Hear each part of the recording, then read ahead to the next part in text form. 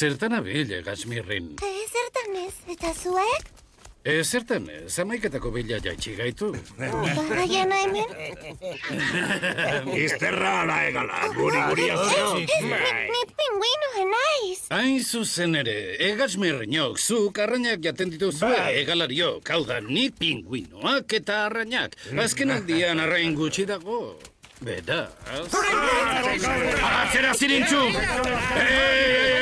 Jatorduan pentsatzen ari naiz! Egon! Aurrena ikusi hau.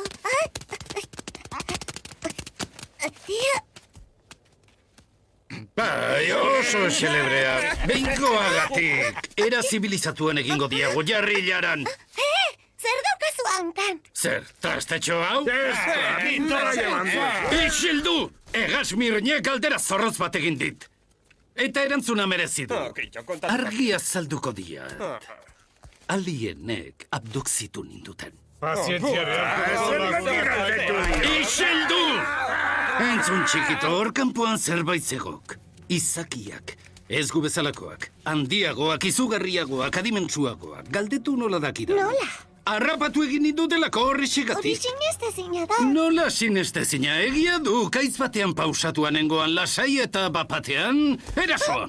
Pinguino handi itxusi modukoak, aurpegi gizena begiak elkarren ondoan, ez luma, ez moko, eta gauza horiek zintzilik luzakinak.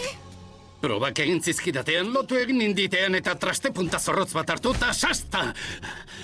Ta gero, konortea galdu nian. Kontxa. Esnatu nintzenean, hau, gauza hau neukaan hankan, egalari guztiak arpa jotzen. Zegertatu zaikanka hori pito, iraingarria izan zuan. Eta gero zer? Iraingarria izan zela, zer gehiago nahi duk ba? Bueno, ez zintuzten jan? Ez, egia. Nire maina eta erreguek euren alderdi sentibera ukitu ziean nonbait. Nik ere ukinezak ez zure alderdi sentibera? Saiatu aiz txiki, baina ez. Zertan nago horre Gasmirrin irten hortik? Igona bere alaxe! Itzelia segiturutzilio. Nire abdukzio eta txatxukeriekin. Abduzitu egin indite. Argi gero edo sabanjiri deituko zioan. Nora zoazten? Bixilara zitazue. Abduzitu egin inditean. Zer mandu zarrain pixka bat, ez dago arrainik. Pinguino